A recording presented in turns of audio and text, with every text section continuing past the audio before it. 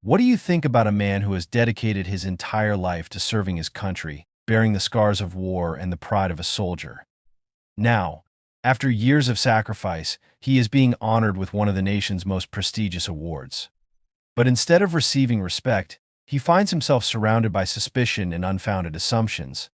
This is the story of Elias Whitaker, a black veteran who has just been awarded a high national honor, only to have his journey home take an unexpected turn when his old leather briefcase becomes the center of doubt. What was inside that briefcase, and how did it change everything? Let us explore this extraordinary story of resilience, dignity, and timeless values.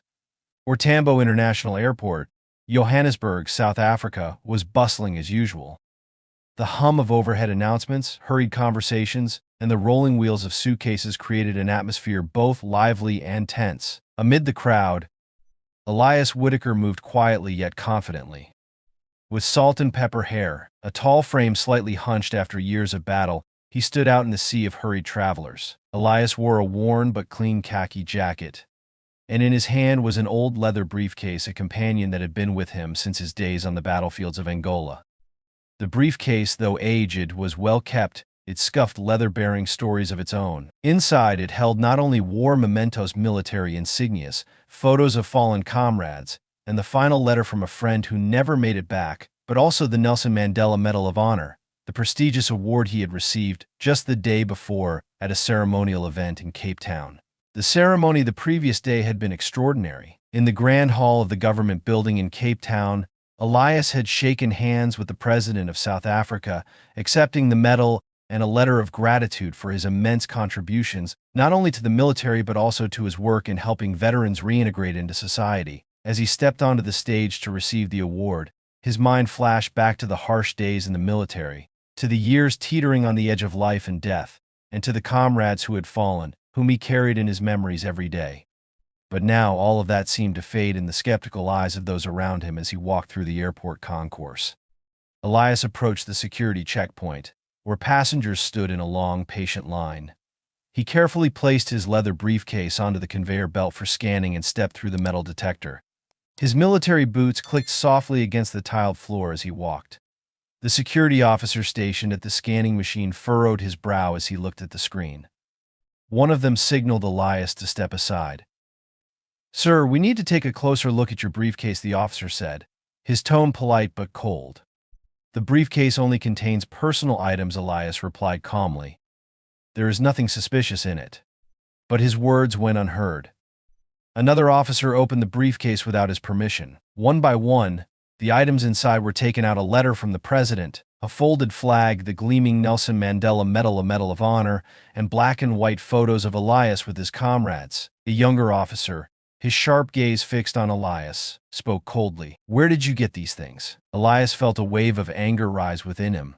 He maintained his composure, though his eyes betrayed the hurt he felt. "I dedicated my entire life to protecting this country," he said, his voice heavy with conviction. "These are my mementos, my comrades, and what I earned." But his explanation was not enough to erase their suspicion. "We need to conduct further checks," another officer said, instructing Elias to follow them into a private screening room. Inside the small room, Elias was told to sit down as they continued to search through his briefcase. He watched as every personal item he treasured was taken out and laid on the table, as if they were evidence of a crime. In the silent room, memories of war flooded back into Elias's mind. He remembered the days of waiting in trenches, where every passing second was a gamble between life and death. Yet never, not even on the battlefield, had he felt this kind of humiliation. When he looked into the eyes of the security officers, he realized one thing: they were not just doubting his briefcase. They were doubting him as a person. When Elias returned to the boarding gate, he could feel the stares of the other passengers piercing through him. Curious eyes lingered, and a few whispered among themselves. He sat down, trying to keep his composure. A black boy, around 12 years old, sat a few seats away, staring at Elias with a mix of curiosity and admiration.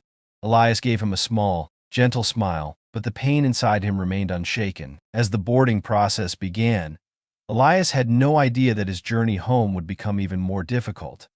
What he also didn't know was that this moment would mark the beginning of a movement he could never have imagined. Elias sat silently in a chair near the boarding gate, his old leather briefcase resting at his feet.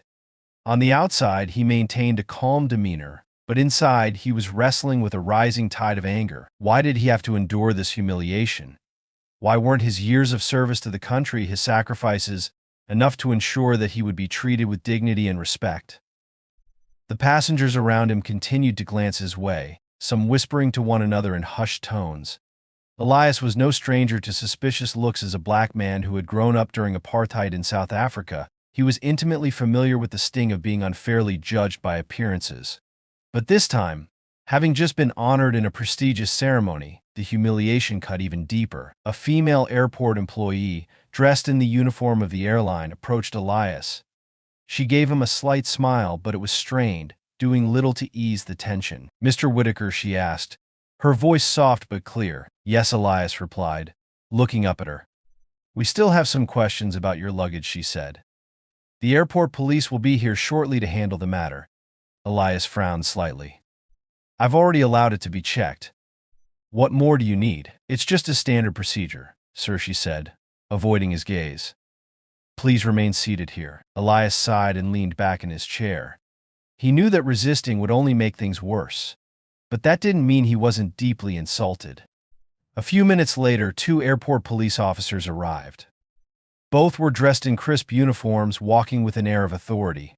One of them, a younger man in his 30s, looked at Elias with a scrutinizing gaze, while the older officer maintained a more neutral expression. "Mr. Elias Whitaker," the younger officer asked, his tone firm. "That's me," Elias replied, standing up and meeting the officer's eyes directly. "We've received a report about your luggage. We need to conduct further checks," the younger officer said, his tone leaving no room for argument. Elias narrowed his eyes at the man. "You've already checked it. I've cooperated fully from the beginning. What more do you want?" "This is just a security procedure," the officer said, his demeanor unyielding. Those words brought back a memory from Elias's youth, when apartheid police had stopped and searched him on the streets of Cape Town for no reason. They had also called it a procedure, but Elias knew then, as he did now, that it was nothing but deliberate humiliation. Elias's briefcase was placed on a table right at the boarding gate. The officers and airport staff began to inspect every item inside, completely disregarding his privacy. The first item they pulled out was a letter with the handwritten signature of the President of South Africa. One of the officers picked it up, skimmed it briefly, and then set it down without comment. Next came the Nelson Mandela Medal of Honor, which glimmered under the airport lights. A few passengers nearby gasped softly and whispered to each other, their curiosity piqued by the sight of the prestigious award. The young officer, clearly uneasy, leaned toward his colleague and asked quietly, "Is he really the recipient of this medal?" The older officer, after a brief silence, replied, "It seems so." Elias stood there, watching their every movement, his heart filled with anger. Not a single apology was offered, not a shred of respect was shown. To them, he was just a suspect, despite everything he had done for this country. When the inspection was finally over, Elias at last had a chance to speak. He looked directly at the young officer, his voice deep but steady as he said, "Do you even understand the meaning of this medal? It's not just for me, it's for my comrades as well. The ones who gave their lives so this country could be safe. And yet you treated me like a criminal, as if I don't belong here." His words left the room in silence. A few passengers stopped what they were doing to listen, while the young officer turned his face away, unable to meet Elias's gaze. When Elias sat back down after the ordeal, the young black boy from earlier in the story approached him cautiously. The boy hesitated, then finally spoke. "Sir, I saw everything. You were really brave. I want to be like you when I grow up." Elias gave a small smile, his eyes softening. "Thank you, young man. But remember, strength doesn't only come from what you do, it also comes from never letting anyone make you feel less than you are." The boy nodded, his eyes filled with admiration. Elias's flight took off shortly afterward, but his mind was restless. The humiliation he had endured wasn't just about him. It was part of a much larger issue, the deep, unconscious biases ingrained in society. He thought to himself, if someone like me, with everything I've done for this country, can be treated this way, then what about others? Elias knew this wasn't the end. It was the beginning of a new journey, a journey to fight for justice and dignity. One sunny afternoon in Durban, Elias Whitaker walked into a small cafe near his home, where he had arranged to meet Senator Naomi Nembu. The cafe was quiet, with soft light streaming in through the large windows and the gentle clinking of cups filling the air. Elias sat down, his hand instinctively resting on the old leather briefcase he had brought with him, a habit born from years of carrying it. Naomi entered shortly afterward, graceful and confident. She was a black woman in her early 50s, renowned for her inspiring speeches on human rights and social justice. When she shook Elias's hand, her gaze was filled with respect and understanding. "Mr. Whitaker, thank you for taking the time," Naomi said as she sat down across from him. "Senator Membu," Elias replied with a slight smile. "Thank you for inviting me. I'm very curious about the plan you want to share." Naomi placed a folder on the table and looked directly at Elias. "I read your story, and it made me think deeply. What you went through isn't an isolated case.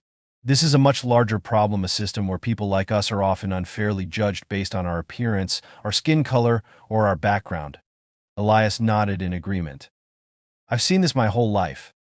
But this time it didn't just hurt me, it reminded me that there are others, perhaps less fortunate, who can't stand up for themselves." "Exactly," Naomi said, her voice growing more determined. "And that's why I believe it's time for change. I want you to help me advocate for a new bill, the Passenger Fairness Act." Elias raised an eyebrow, intrigued. "What exactly does this bill propose?"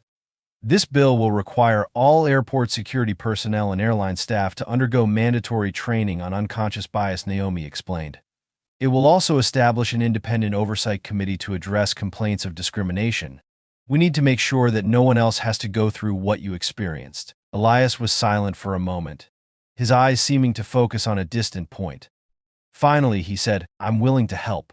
But I want this to be more than just words. I want it to lead to real action." Naomi smiled.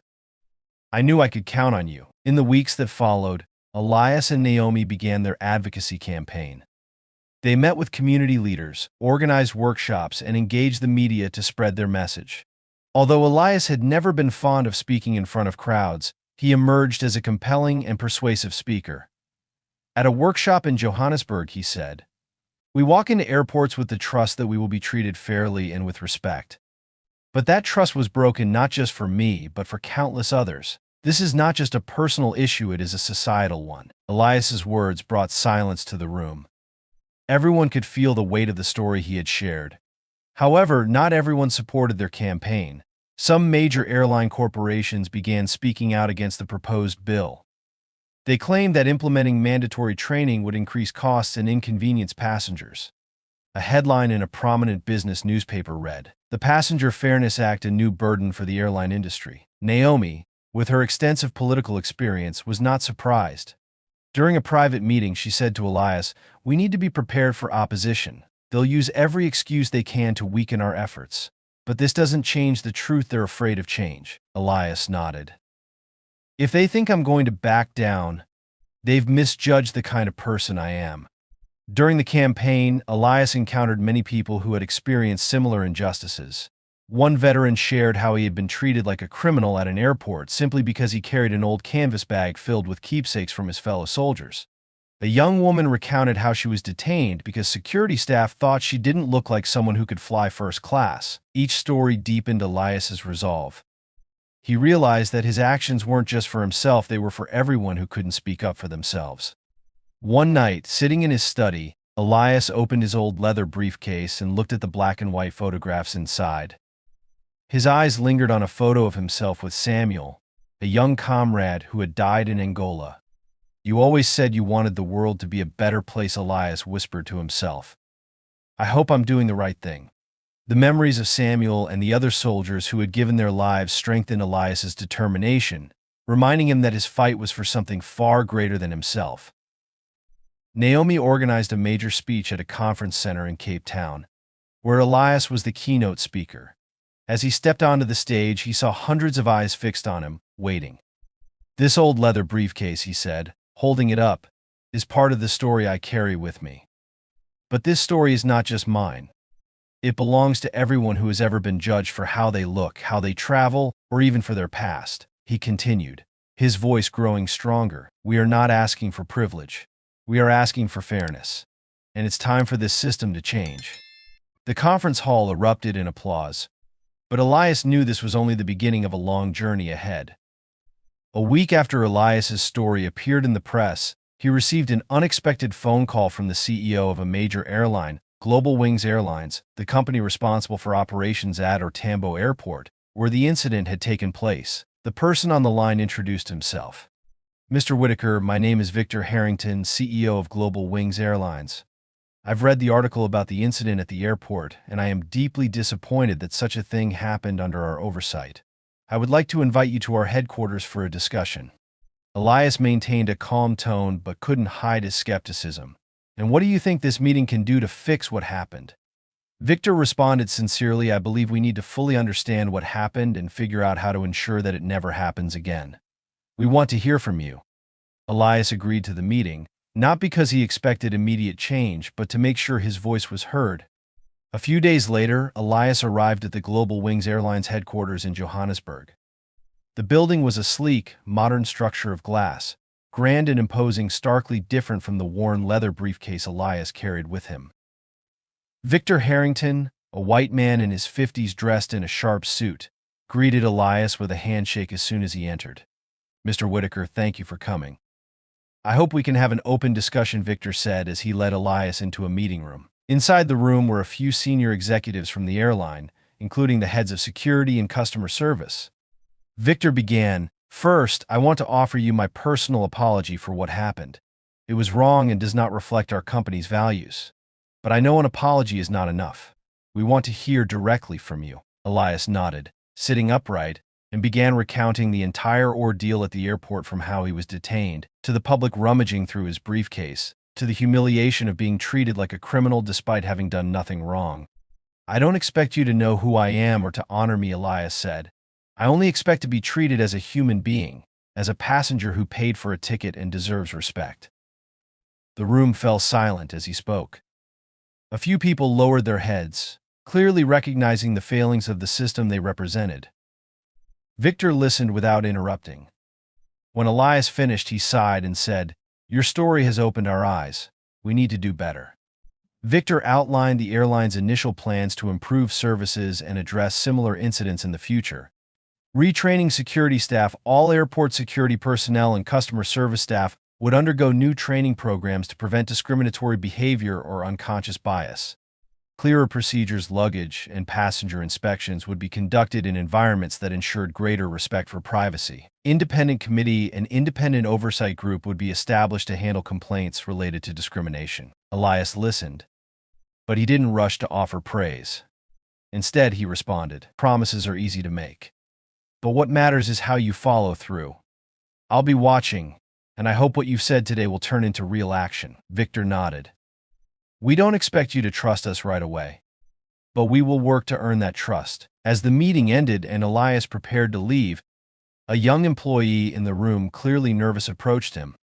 Mr. Whitaker, I just want to thank you for speaking up, she said, her voice trembling slightly. I work in customer service, and I've seen many cases where passengers were treated unfairly. But your story has made me realize that we need to do better. You've inspired me. Elias gave her a small smile. If what I said can change one person, then that's already a good start. On his way home, Elias couldn't help but think about the young black boy he had seen at the airport, the boy who had looked at him with such admiration as he was treated unfairly. Elias realized that his story wasn't just about older people like himself, it was about the generations to come. Maybe, if I do this right, kids like that boy won't have to go through the same thing, he thought to himself. When he arrived home, Elias recounted the entire meeting with the airline to Margaret and Peter. Both felt relieved to hear that the airline was planning to make improvements, but Margaret was quick to remind him, it doesn't matter what they say. What matters is what they do. Peter, as usual, encouraged his father. Dad, you've started something bigger than you even realize. This isn't just about the leather briefcase. It's about creating an environment where everyone is treated fairly. Elias nodded. That's true. But this is only the beginning. That evening, Elias once again opened his old leather briefcase. He took out each item: the folded flag, the photograph of his comrades, and the Nelson Mandela Medal of Honor. He ran his fingers over the mementos, reflecting not only on the years he spent fighting but also on what he was doing now. The old leather briefcase, once a symbol of suspicion, had now become a symbol of what he was striving to achieve: a world where people were valued not for their appearance but for their true worth. Early in the morning in Durban, sunlight filtered gently through the windows as Elias sat in an old armchair in his living room, rereading the letter of gratitude from the President of South Africa, one of the most cherished items he kept in his old leather briefcase. He felt a sense of peace, knowing that his efforts, while not yet able to change everything, were starting to create ripples. A knock at the door interrupted his thoughts. Margaret got up to answer, and to her surprise, a young woman in a Global Wings Airlines uniform stood there. "Hello," she said, her voice hesitant but sincere. "My name is Sarah Mebel. I'm a flight attendant with Global Wings Airlines. I'm here to see Mr. Elias Whitaker." Margaret turned and called out to her husband Elias, "Someone is here to see you." When Elias came to the door, he immediately recognized Sarah, the flight attendant from that day at the airport, the one who had stood nearby as he was detained at the security checkpoint. He remembered her well, noticing at the time her uneasy and hesitant expression, as if she knew something was wrong but didn't dare to speak up. "Hello, Mr. Whitaker," Sarah said, her voice slightly trembling.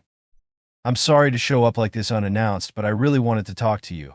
I've been thinking about what happened at the airport that day, and I feel like I need to say something." Elias nodded, his gaze calm but sharp. "All right, come in and speak. I'm listening." Sarah sat down in a chair opposite Elias, clasping her hands tightly in her lap. "Sir, that day, when everything happened, I was there. I saw it all. And while I wasn't directly involved in searching your luggage, I didn't do anything to stop it. Honestly, I felt like I should have said something, but I was afraid. I was scared of losing my job and of getting in trouble. And since that day, I haven't been able to stop thinking about it." Elias studied her carefully. "You want to apologize to me?" Sarah nodded, her eyes glistening with tears. "Yes, I do. I didn't do the right thing. And I also want to thank you for speaking out. You've changed the way I see things, the way I do my job, and the way I treat others." Elias was silent for a moment before saying, "Acknowledging your mistakes is the first step toward change, Sarah. The important thing is what you'll do next." Sarah continued, her voice becoming steadier. "After that incident, I enrolled in an internal training program the airline offered. I didn't just learn about customer service, but also about recognizing my own unconscious biases.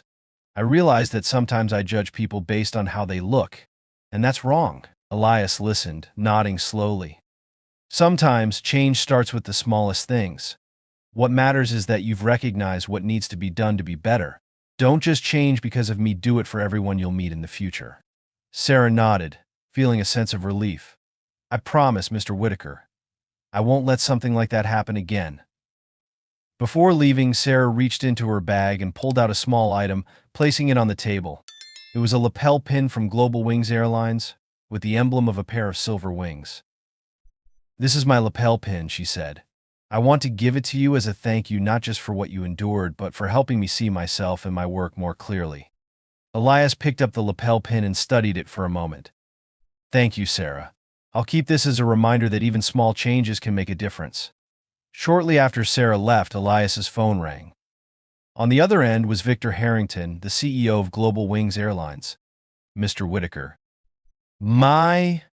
Victor said sincerely, "I wanted to let you know that we've just completed a major internal review across all the airports we operate in. We've implemented several significant improvements to our security procedures and customer service, and I wanted to thank you for inspiring these changes." Elias froze for a moment. It was the first time he'd heard about concrete actions being taken by the airline since their last meeting. "Specifically, what have you done?" he asked. Victor explained. Airport security staff have now been trained to handle sensitive situations with the utmost respect for passengers. All sensitive baggage inspections will now take place in private rooms to ensure passengers are not humiliated. A dedicated hotline has been established for passengers to report any instances of discrimination. "We still have a lot of work to do," Victor added. "But I want you to know that your voice has made a difference to us." Elias paused, reflecting for a moment, then replied, "I appreciate that. But I'll keep watching." "We wouldn't expect anything less," Victor responded. The next day, as Elias stopped by a small neighborhood cafe, he unexpectedly recognized the young black boy from the airport, the one who had looked at him with admiration. The boy was sitting with his mother, and as soon as he spotted Elias, he immediately ran over. "You're the man from the airport, right?" the boy asked, his voice filled with excitement. Elias smiled and nodded. "That's right, that's me. I told my mom about you," the boy said. I think you're really brave. I want to be like you when I grow up. The boy's mother approached, smiling warmly at Elias. Thank you for showing my son that courage isn't always about defeating others, it's about standing up for yourself and for what's right. Elias felt his heart warm. He crouched down to the boy's level and said, "You don't need to be me. Just be yourself, and remember that strength always starts with self-respect." That evening, when Elias returned home, he sat at his desk, the old leather briefcase neatly placed beside him. In a quiet moment, he realized that his journey wasn't just about fighting for fairness, it was also about inspiring future generations. This isn't the end, he thought. But at least it's a good beginning. Elias sat on the wooden chair on his porch, watching the golden sunlight stream through the trees. In his hand was the lapel pin Sarah had given him, a pair of small silver wings that, to him, symbolized more than just an apology. It was proof of the changes that were beginning to take shape, starting with the smallest of actions. The old leather briefcase sat at his feet, gleaming in the sunlight. Elias knew that his story, the things he had done and was still doing, was no longer just his personal tale. It was the story of an entire generation who had been unfairly judged, of those who had stayed silent out of fear, and of those now searching for the courage to stand up. As Elias was lost in thought, his phone suddenly rang. He glanced at the screen and saw a familiar name, Michael Dube, an old friend who had fought alongside him in Angola. Elias quickly picked up. "Michael, it's been so long. What brings you to me today?" Elias asked, his voice brimming with enthusiasm. "I read your story in the papers," Michael said, his voice filled with emotion. "It made me think about everything we went through. And I've realized, maybe it's time I do something too." "What do you mean?" Elias asked, slightly surprised. "I've never told anyone about what I've endured since the war," Michael sighed. "The times I was turned down for jobs because they thought I wasn't good enough. The suspicious looks when I walked into a bank just to open an account. But your story made me see that I don't need to stay silent anymore." Elias smiled, feeling a warmth in his chest. "You've always had the strength, Michael. You just needed a reason to use it. Start with what you can do, speak your truth. That's how we begin to create change." A few days later, Elias received a letter in the mail. The envelope had no return address, but as soon as he opened it, he recognized the firm and heartfelt handwriting. "Dear Mr. Whitaker, I was a passenger on the same flight as you that day. I saw everything that happened to you at the airport. At the time, I stayed silent, too afraid to do anything to help, and it has haunted me ever since. But your story in the papers gave me the courage to say that I am deeply sorry for not standing up. I want you to know that, because of you, I have changed. I've started volunteering with an organization that helps marginalized members of our community, and I will never again let anyone around me be treated unfairly without speaking up. Thank you for standing up not just for yourself, but for all of us. Sincerely, a former silent observer." Elias read the letter, each word lighting a spark in his heart. He realized that even if he changed just one person, it was already a victory. A week later, Elias received an invitation from Global Wings Airlines to attend a small ceremony at Tambo Airport. The airline wanted to announce the new reforms they had implemented and to honor Elias for inspiring those changes. Margaret, his wife, gently encouraged him, "You should go, Elias. Not for the recognition, but because it's an opportunity for you to see that what you've done has made a real impact." Elias agreed. And so, the old leather briefcase was once again brought along on another flight, not to prove his worth this time, but to remind him of everything he had achieved. At Tambo Airport, Elias stood in a small room where the ceremony was being held. Employees of Global Wings Airlines, members of the media, and a few invited passengers filled the space. Victor Harrington, the airline's CEO, stepped onto the stage and began his speech. "Today, we are not only announcing significant reforms at Global Wings Airlines. We are here to thank Mr. Elias Whitaker, a man who reminded us that fairness and respect are values every company must prioritize." Victor outlined the reforms the airline had implemented, including unconscious bias training for employees, more transparent and respectful security screening processes, and the establishment of an independent oversight group to handle passenger complaints. When Elias was invited to speak, he walked up to the podium, holding the microphone in his hand, and said, "Thank you for the invitation today. But I want to remind everyone that this is not about me or my old leather briefcase. This is about all the people who have ever been ignored, misjudged, or devalued simply because of how they look. These reforms are a good start, but we must always remember that true change comes from how we treat one another every single day. The room erupted into applause, but Elias didn't smile with satisfaction. He knew his journey was far from over. After the ceremony, Elias met Sarah again, the flight attendant who had come to his house to apologize. She approached him, still a little reserved but now with much more confidence in her eyes. "Mr. Whitaker," Sarah said warmly, "I've requested to transfer to the employee training department. I want to help others learn how to treat passengers with fairness and respect. That's what I've learned from you." Elias looked at her, filled with pride. "You're on the right path, Sarah. Keep going." That evening, Elias returned to Durban and sat in his familiar study, his old leather briefcase by his side.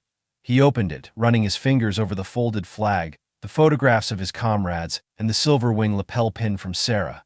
Elias sat down and began to write a letter to the young boy who had admired him at the airport that day. "To the young boy who saw me that day. You asked if you could grow up to be like me. I want to tell you that you don't need to be me. You only need to be yourself, but always hold on to your self-respect and courage. Remember, change doesn't come from grand gestures right away. It begins with small actions, with how we treat those around us each and every day. And you, young man, are the future, a future I truly believe will be better than today. Sincerely. Yo, Elias Whitaker." He folded the letter, slipped it into an envelope, and smiled. Though the fight for fairness was far from over, Elias felt that he had done something meaningful, a legacy not just for himself but for generations to come.